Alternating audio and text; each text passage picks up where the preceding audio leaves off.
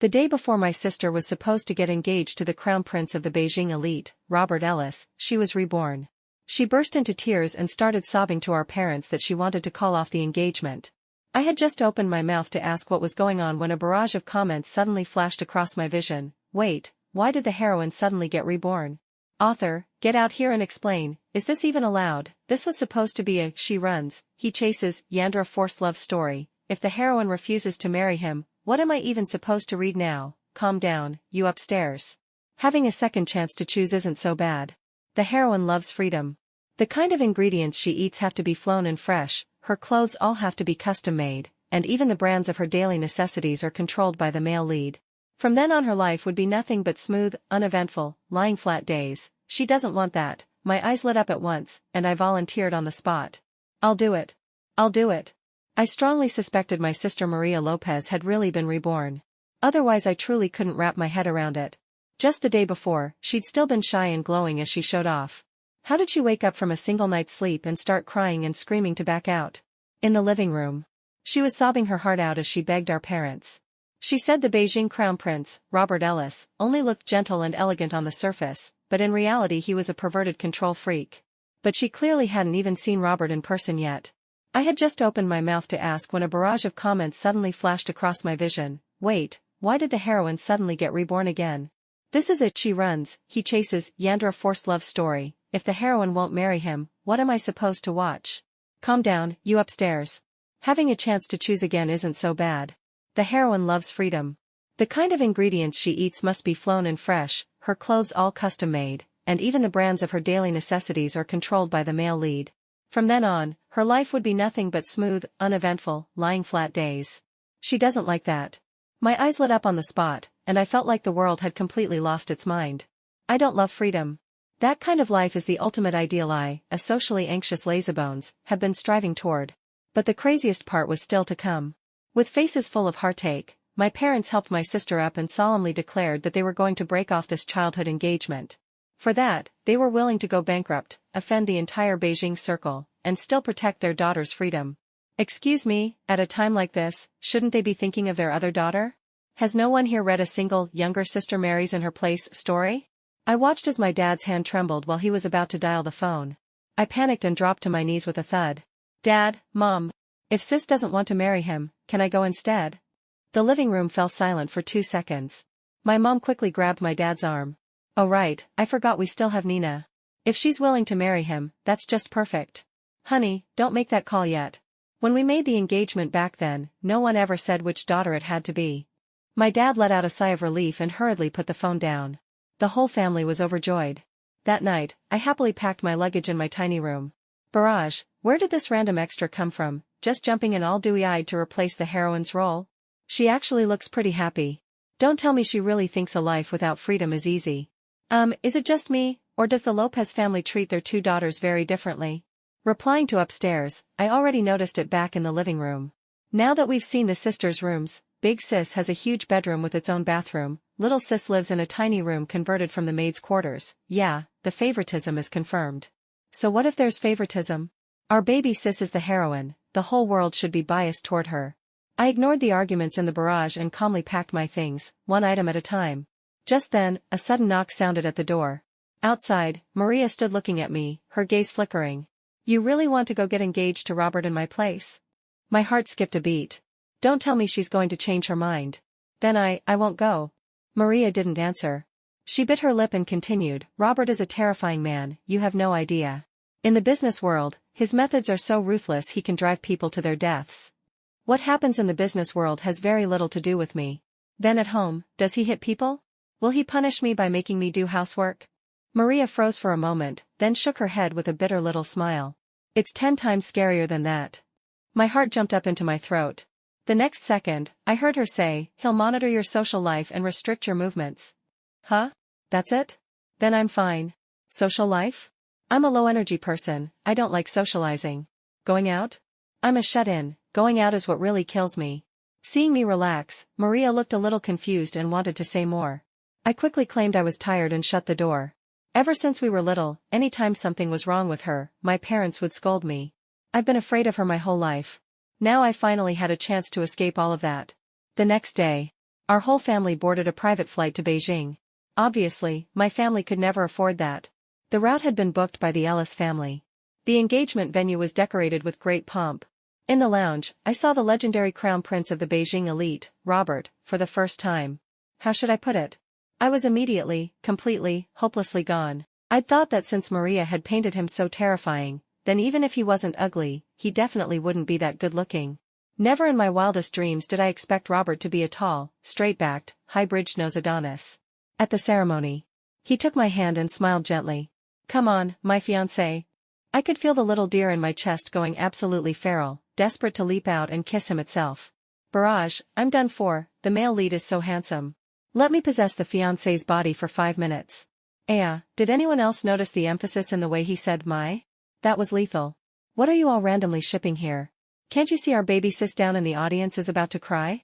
This was supposed to be her engagement ceremony with the male lead. Are you sick, upstairs? Wasn't she the one who gave it up herself? After the engagement ceremony, my sister pulled our parents over to say goodbye to me, and even reached out a hand to Robert for a handshake. I immediately grabbed her hand. "Thank you, sis. I remember everything you told me, and your brother-in-law remembers it too." Robert looked at me, a fleeting smile flashing in his eyes. My sister bit her lip. She looked a little unwilling, yet also somewhat relieved. That night, Robert took me back to the Ellis family villa. Looking at the spacious suite with its own balcony and living room area, I asked uncertainly, "This is really for me?" When I got a definite answer, I was so moved I almost burst into tears.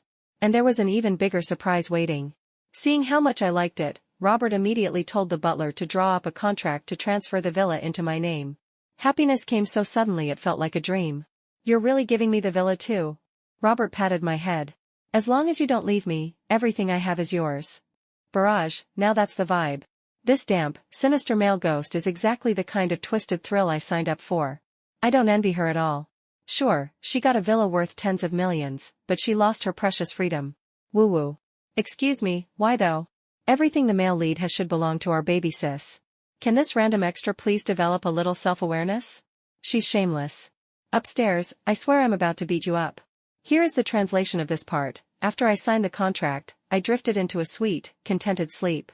Half awake and half asleep, I kept feeling a burning gaze fixed on me from the side of the bed. Maybe it was because the whole engagement process on the first day had gone so smoothly that I let my guard down.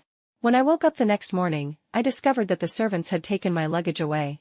Just as I was imagining some big rich family drama, a maid came to invite me to the walk-in closet, saying Robert was waiting for me there. They called it a walk-in closet, but it was actually twice the size of my living room back home. Looking at all the dresses and handbags hanging neatly in rows by color, thinking that from now on my life was going to be so Gucci that my tears could only Prada their way down my Dior, I couldn't help laughing out loud. "What are you laughing at?" At some point, Robert had come to stand behind me. He was holding a dress in his hand. I waved a little and asked if that dress was for me. With his lashes lowered and his gaze dark, he looked at me and said, "It's not just this dress. All the clothes here are yours. Last night, I had everything custom-made overnight according to your measurements. For every single piece, I imagined what you'd look like wearing it. From now on, only I get to decide how you dress, all right?" My eyes burned at his words. I immediately lowered my head. Right then, the barrage of comments exploded. Here we go, here we go. In the original, this is where the heroine Maria hears this line and instantly flips out, calls the male lead a pervert, and their relationship takes a nosedive. After that he just gets more and more obsessive. The original was just abusing for the sake of abuse, honestly. The male lead didn't mean any harm. He just wanted to say that he and his fiancée belong to each other. Holy crap, look at Nina Lopez's reaction, it's even bigger. She looks like she's been cried into a meltdown. The male lead thinks she hates him now, his face just changed. Seeing that, I suddenly lifted my head. I ran straight into Robert's dark, unreadable gaze. "Why are you crying? You don't like what I arranged for you?" He casually stroked a fingertip across the tear on my cheek. The Yandere vibe was off the charts. I caught his retreating hand and nuzzled against it affectionately.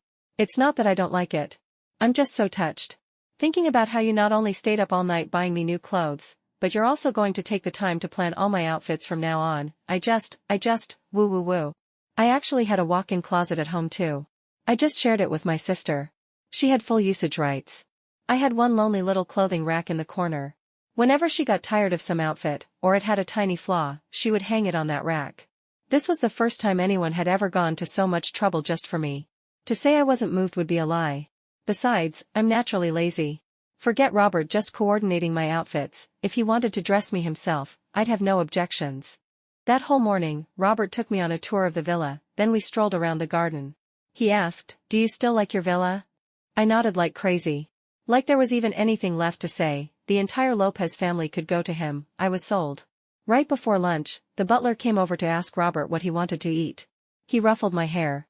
"Let's have seafood. I've seen your physical exam report, you should really be getting more protein." My physical exam report? When did he look at that? But that wasn't important. I watched dish after dish of seafood being carried to the table and couldn't help swallowing. Just as I was about to dig in, Robert held a peeled king crab leg up to my lips. Barrage, showtime. Nobody in the Lopez family likes seafood. Pulling this stunt is like tap dancing on a landmine.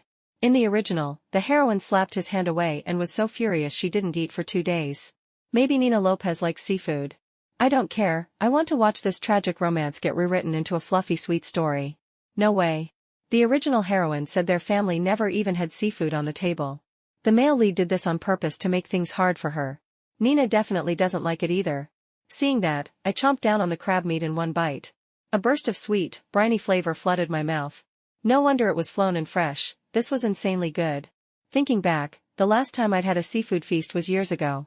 My sister had been away at summer camp, and I'd begged Mom to make seafood for me. I'd stuffed my cheeks so full they were puffed out. A smile curved over Robert's face. His hands moved faster and faster as he shelled the crab. Nina really doesn't look like she hates seafood. She's eating and smiling, her grin is about to split her face in half. Is it possible the Lopez family is just biased? The heroine doesn't like seafood, and Nina doesn't get any, either.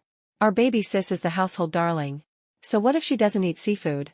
It's not like she'll die. Hold up, who is it that said this scene was suffocating? Wherever Nina's eyes land, that dish appears on her plate the next second. Is this suffocating? This is heaven, okay. Heh, it really was heaven. Seeing Robert keep serving me without taking a bite himself, I speared a piece of cheesy baked lobster and held it out to him. You should eat too. He paused, then lowered his head and gently bit down on my fork. It's delicious. I swallowed, suddenly feeling hungry all over again. The days of clothes appearing on my body and food appearing at my mouth went on for half a month. Then Robert went back to work. Before he left on a business trip, he fastened a sports watch around my wrist and said it was a gift he'd picked out especially for me. I scratched my head, feeling like giving a watch like this to me was kind of a waste. After all, I don't like exercising. On the second day after Robert left, staring at the empty dining table, I felt inexplicably lonely. So I asked the butler to have my meals sent up to the little sitting room in my bedroom. For days on end, I holed up in my room. A life where I didn't have to scramble around looking for a job in the daytime and didn't have to do housework at night. I could live like this for 10,000 years. A few days later, I was sprawled on the bed playing games. The barrage suddenly filled with strings of ha ha ha ha. I can't, this is killing me. The male lead's been monitoring Nina every day through the data from the watch. After a few days he realizes her daily step count has never gone over 300, so he starts suspecting she took the watch off and ran away. The way he's calling the butler right now to make sure she's still there, it's giving redemption arc, and I'm living. I'm dying. I'm seriously afraid that one day the male lead will tell Nina, "You're being held captive," and Nina will look baffled and ask, "Since when?" Huh? So the original heroine was supposed to notice something was off the very next day, smash the watch to pieces, and sneak out in the middle of the night to show her resistance. Then the male lead would jump on a red-eye flight to chase down his runaway wife. And that entire plotline just got butterfly effected away like this? I had no idea whether there was a butterfly effect or not. Watching this whole situation, I genuinely admired these high-energy people. They could work all day and still have the stamina to stir up so much drama afterward. Still, the barrage did remind me of something. I glanced at the sports watch sitting perfectly fine on my wrist and gave Robert a call. The ringtone rang, very proper and polite, 3 times before the call was picked up. Before he could say anything, I immediately reported how many bowls of rice I'd eaten every day and how many times I'd gone to the bathroom. How many movies I'd watched and how many games I'd won. Robert was silent for a moment. So you knew all along? I knew. Robert didn't say anything. I sniffled and went on, "Thank you, Robert. Thank you for letting me know that even when you're not by my side, there's still someone thinking about me. If you ever miss me in the future, you can come ask me in person. I haven't taken off the watch. The gift you gave me, I've been wearing it properly." Barrage, this is the first time I've seen someone describe being monitored by a Yandra in such a fresh, wholesome way. Nina, say the word and I'll crown you the queen of sweet talk in this novel. Look how you've coaxed the male lead into a puddle. I was just scared to death. When the male lead went quiet just now, he'd already told people to file a flight plan. If she hadn't smoothed things over, she'd be locked in a little dark room tomorrow for sure. What a shame, no, I mean what a stroke of luck. This is so sweet I'm going to die. Is no one shipping these two? It kind of has that love going both ways vibe. What's there to ship? She stole him from our baby sis. Just wait till the day our baby sis wants him back. Do you really think the male lead will still look at this background extra? Upstairs is one of those toxic solo heroine stands. Just you wait, I'm calling a van full of guys to come deal with you. Robert told me he'd be back in 2 days. But before he returned, Maria arrived in Beijing. She'd sent me a few messages before, probing around and asking how my life in the Ellis family was going. I very sincerely thanked her for giving me this opportunity. I told her I thought it was wonderful, like I'd gone to heaven. She probably didn't believe me and thought I was being passive-aggressive. So she rushed over in person. Out in the garden. Maria glanced warily around us, then took off the accessories I was wearing. She leaned in close to my ear and whispered. She said she knew I'd married in as her stand-in, but she really couldn't bear to watch me live this kind of life, being watched by Robert and losing my freedom. She said she knew the layout of the Ellis family villa and could help me escape.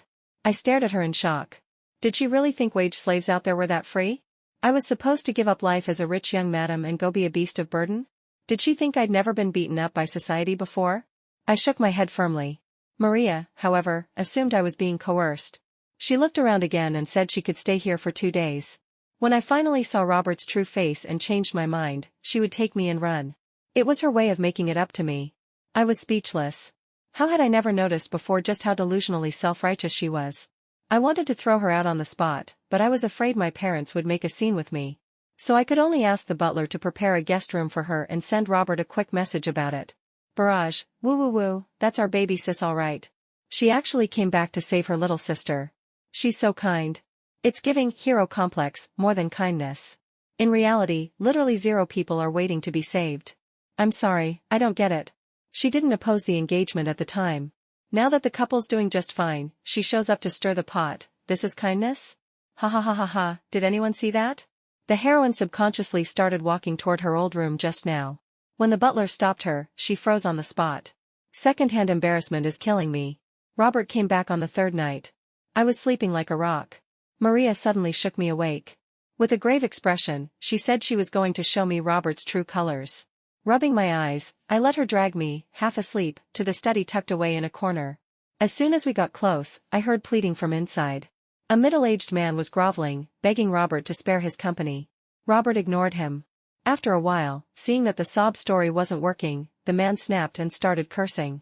He cursed Robert for being a jinx born under a deadly star, doomed to bring misfortune to his kin, for not even sparing his own uncle. No wonder his entire family was dead. He said that if Robert dared to send people to seize his company tomorrow, he dared to jump out right now.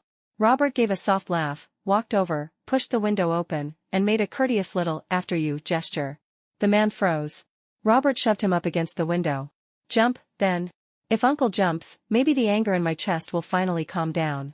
Barrage, the male lead's unhinged energy here is so good. In the original, the heroine sees this and rushes in to save the uncle, which completely pisses the male lead off. He nearly strangles her to death on the spot. Nina, why are you still standing there watching? Run, girl, run. It's not like Nina wanted to come watch. Didn't the heroine drag her over here? Stop slandering our baby sis. She brought Nina to see the truth and rescue her. Honestly, I didn't want to watch either. I was just afraid the guy really would jump. If he did, the market value of my villa might jump right down with him. Still, this was ultimately Robert's family business, and I really shouldn't have been eavesdropping. With that in mind, I turned around, intending to go back to bed. I hadn't expected to step on a random patch of water on the floor and fall straight down with a loud thud. The next second, the study door opened. Backlit, Robert stood in the doorway, his expression unreadable. You heard all that? I nodded. Do you have anything you want to say to me? I opened my mouth, and the barrage flew past in a blur. This is a high-difficulty round. The male lead has just been provoked by his uncle and he's hypersensitive right now. Whatever she says is a potential landmine. If she says he shouldn't treat his family like that, she'll look self-righteous. If she says it's his business and he can handle it however he wants, she'll look cold-blooded. This is a death question. I scratched my head and looked up at the tall, lean figure in front of me. I just wanted to say, you look really handsome in a black shirt. Especially standing there backlit like that, at 6'2", it was like watching a superstar make his entrance. I didn't even dare imagine how well I was going to eat after we got married. Amid a screen full of question marks, Robert froze for a moment.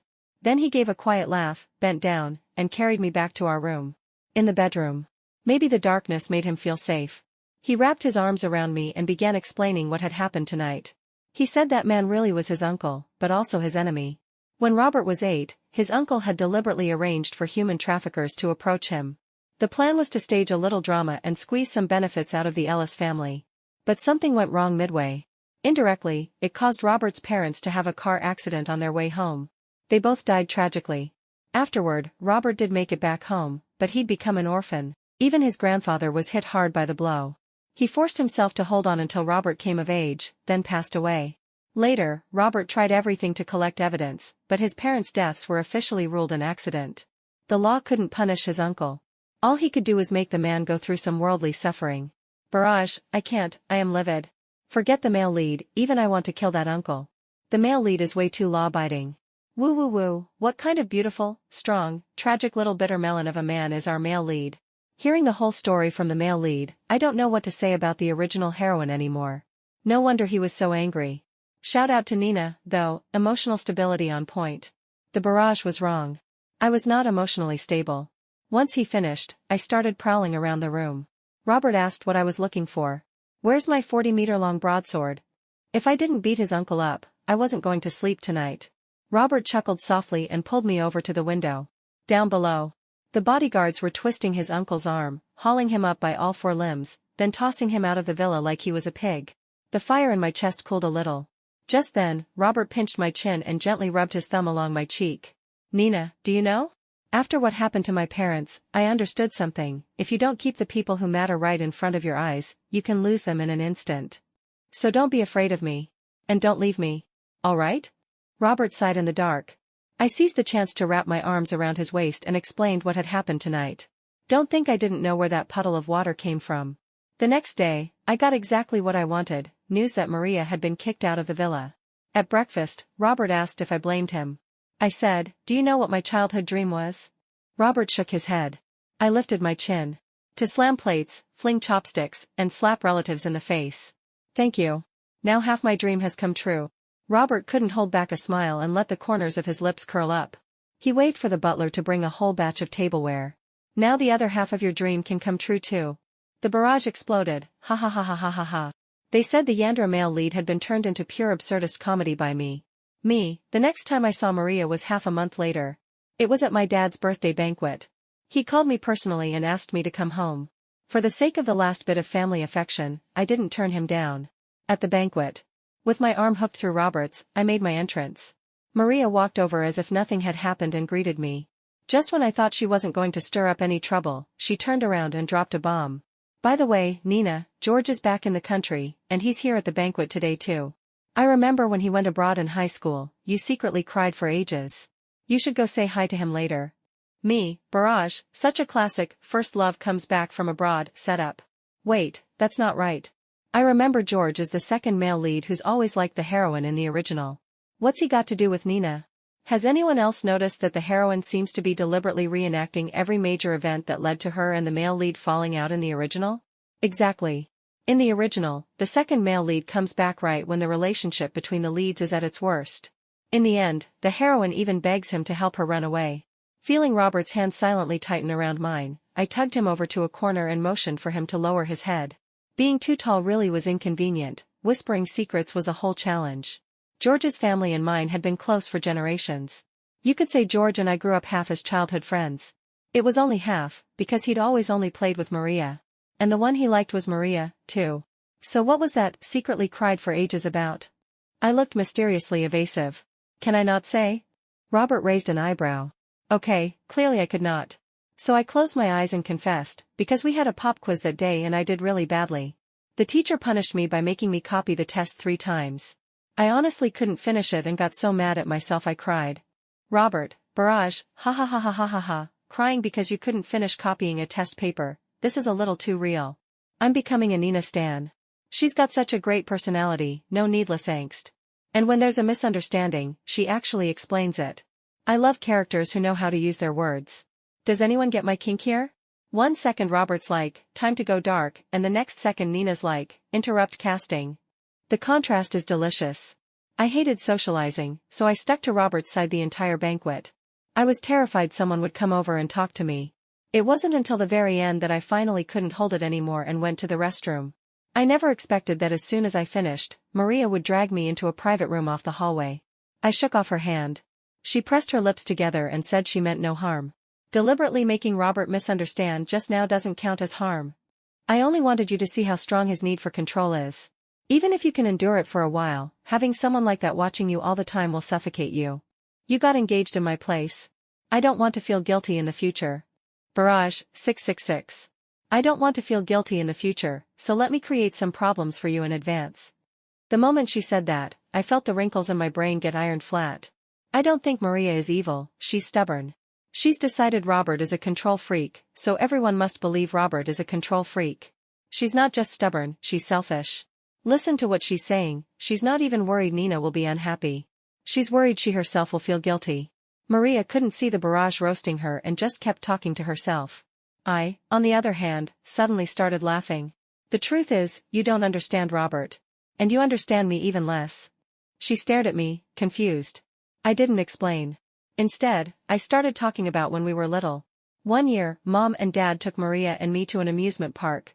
She walked in the middle holding their hands, and I trotted along behind them.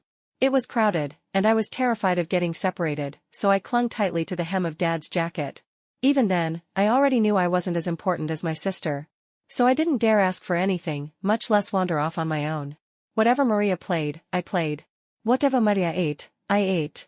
But even like that, right before closing time, I went to the restroom alone, and that was all it took for them to leave me behind. I waited, and no one came back for me. In the end, with tears on my face, I went to the staff and asked them to call the police before I was finally sent home. Little by little, I stopped liking going out. After I finished, Maria protested, that was just one small incident. Mom and Dad didn't do it on purpose. Besides, you've always been laid back by nature. I knew they hadn't done it on purpose. They just forgot. Forgot they still had another daughter. Barrage, Maria still has the nerve to call that one small incident. Who knows how many small incidents like that there have been over the years. Does she really not know her parents are biased? She's just a beneficiary who refuses to communicate. I finally get why Nina is the heroine's younger sister but only a background extra in the original, because the original is from the heroine's point of view. I don't even want to argue. Nina isn't laid back. She just ran out of options. Honestly, the only reason I'm telling you all this, I said, is to tell you something. Being seen is a privilege. In your eyes, Robert's feelings are suffocating. But to me, they're exactly what I need. I'd been overlooked for too long. I wanted someone who could see me. Only me. Maria, this is the last time I'll call you that. I won't be coming back to this house again. And I'd like you not to interfere in my life anymore. I turned to leave as soon as I finished. But Maria, unwilling to let it go, asked, have you ever considered that what Robert has isn't love, it's an illness? Love is freedom. He doesn't love you at all. If anyone else had become his fiancé, he would have acted the same way. I opened my mouth, about to reply. Robert suddenly pushed the door open and walked in. Let me answer that. It's true that my fiancé could have been anyone. I would never have disobeyed the engagement my grandfather arranged. But with anyone other than Nina, I would never be happy. Heh. To say something a bit rude, if the one who came to get engaged to me back then had been Miss Lopez, I'm afraid our ending would have been nothing but a tragic mess. The moment he finished, Maria's face went chalk white. Ignoring my parents' attempts to make us stay, Robert and I flew back to Beijing that very night. On the way back, I had no idea what he was thinking about. After a while, he suddenly said he would grant me one wish. Any wish I want? Any wish you want. Even if it's leaving you. Robert didn't answer right away. After a long moment, he replied hoarsely, even if it's leaving me. I knew Maria's words had gotten to him, so I laughed and threw myself into his arms. Then listen carefully. My wish is to see your abs. Robert froze for a second, like his brain had short-circuited. I picked up my phone and handed it to him. I signaled for him to delete my parents' and Maria's contact information. His long, slender fingers slid across the screen. I leaned close to his ear and whispered, feels good, doesn't it? Cutting off my ties with everyone else with your own hands, does that feel good? Robert's pupils contracted, and something dark and inky spread through his gaze. Nina, you're provoking me. I didn't answer. I leaned in and brushed a kiss against the corner of his mouth. I had just pulled back when Robert's hand cupped the back of my head. The next second, our lips and tongues twined together in a kiss as deep as it could get. Barrage, I've been waiting so long, and we finally get a kiss scene. He is expected of a Yandra, that kiss is so spicy. Oi, author, write something spicy for your noble paid subscribers. Woo woo woo, you're all watching the kiss, but I'm here replaying their feelings. I thought it was Nina saving Robert, but it turns out Robert has been healing Nina all along. After a long while, a faint, suggestive strand of silver still clung between our parted lips. Robert wiped the corner of my mouth. I steadied my breathing and whispered, "Let's get married." Robert didn't give me any chance to change my mind. On the second day after we returned to Beijing, he took me to get our marriage license. Staring at the stack of wedding dress sketches in front of me, I felt my indecisiveness flaring up. This one is pretty. This one is pretty too. With a grand wave of his hand, Robert said to have them all custom made. But there's only one wedding. I can only wear one dress. Isn't that a waste? Robert's lips curled. If I liked it, he said, then it wasn't a waste. Stripped of all the ceremony and holiness, a wedding dress was just a beautiful gown. If I wanted to wear one, I could wear it whenever I liked. Besides, you can always wear them for your husband. The rest of his words melted into the heat of his kiss. Barrage, they're kissing again. These two are like kissing fish, careful you don't end up allergic to kissing, with your cheeks puffing up in hives. Woo woo woo. Am I the only one who noticed Robert just transferred baby Nina another tens of millions as pocket money? Another day, another reason to resent the rich. I saw it. All I want to say is, switch me to the rural channel. Please switch me to the rural channel. The wedding was held with grand fanfare, but I didn't like crowds, so we didn't invite many guests. It's worth mentioning that the day after the wedding, I heard that Robert's uncle had been in a car accident. So did he die? Quadriplegic. Got it. That meant nothing below the neck could move. And above the neck, only his eyes still worked. Robert said this while looking out the window. I casually added, then it really is a double celebration. Congratulations to us both. He turned his head and suddenly laughed. Married life didn't change much. I still lived my beautiful days of reaping what I didn't sow, enjoying what I hadn't earned, and getting rewarded without lifting a finger. One day, a college roommate I hadn't seen in ages came to Beijing to hang out with me. I mentioned it to Robert. He neither objected nor sent bodyguards to follow me. Just when I thought he'd completely changed his ways, he started bombarding me with messages. Where are you? Who are you with? What are you doing? When are you coming home? When you come back, will you still love me? I burst out laughing. Typing was too much trouble, so I simply started a video call and even had my roommate say hi to him. For the next few days, I reported everything to him, even drinking a glass of water. Barrage, ha ha ha ha ha ha ha, did you guys see Nina's messages? What time she drank water, what time she ate, when she had fruit, which chapter of her novel she was on. I feel like she's using Robert as a memo app and bullying him with sheer enthusiasm. Am I the only one who feels like Nina is desensitizing Robert on purpose? You're not alone. I also feel like Robert's gotten a lot better. No, don't do that. What about the locked room play I've been waiting for? What are you imagining, upstairs? Even if there were any play, we wouldn't get to see it. The platform won't allow it. Robert was completely desensitized to me going out by our second year of marriage. At the time, he was reading my latest medical checkup report. When he finished, he tried to persuade me to go outside and get some air. I shrank into the sofa with a face full of resistance. First I said it was too sunny outside, then too cold, then too crowded. What was so great about the outside world anyway? Helpless, Robert packed our bags overnight and dragged me out on a trip.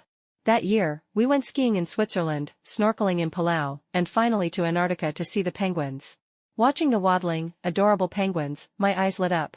No one had ever told me that the world you extroverts live in was this much fun. Later, while we were sitting on a mountaintop waiting for a meteor shower, I asked Robert, didn't you used to hate it when I went out? Robert kissed the top of my head. I like the way your eyes light up when you see something beautiful. Just knowing there are so many fun things in the world you've never experienced makes me feel like I've cheated you. Just then, a shooting star slid across the sky. I curved my lips and leaned up to his ear, whispering three little words. Love isn't sacrifice. Love is two people running toward each other. I'm willing to adapt to you, and you're willing to change for me. Extra, Maria.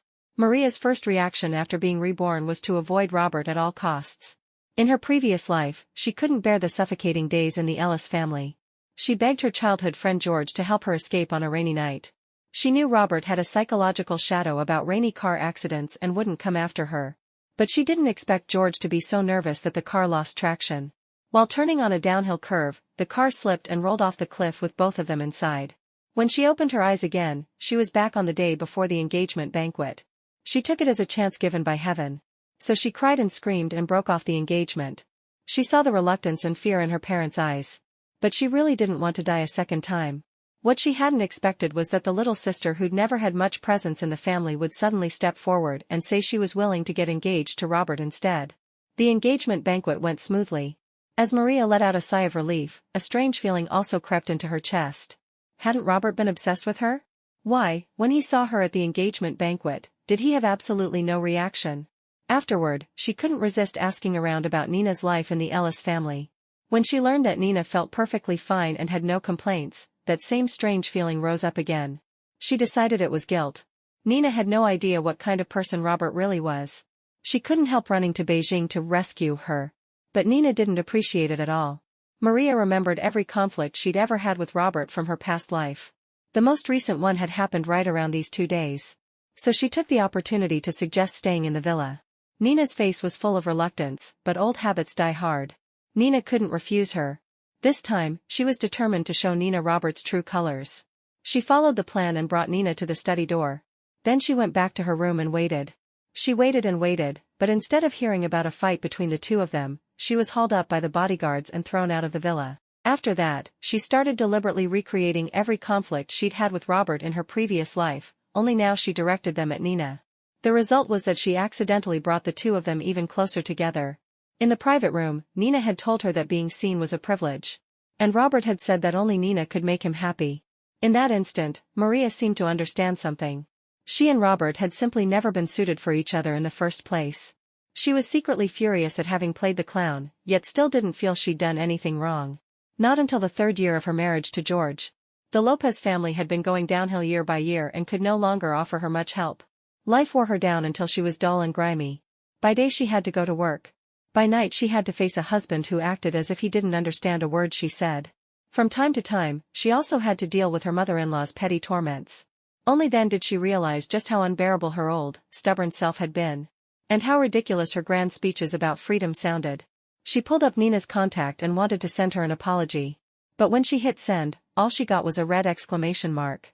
She couldn't help tapping into Nina's profile. And she found that Nina's background image was no longer a black and white one. It had been changed to a sweet photo of her and Robert, taken while they were skiing together in Switzerland, the two of them cuddled close. Of course. Nina was so happy now. Why would she need Maria's fake apology?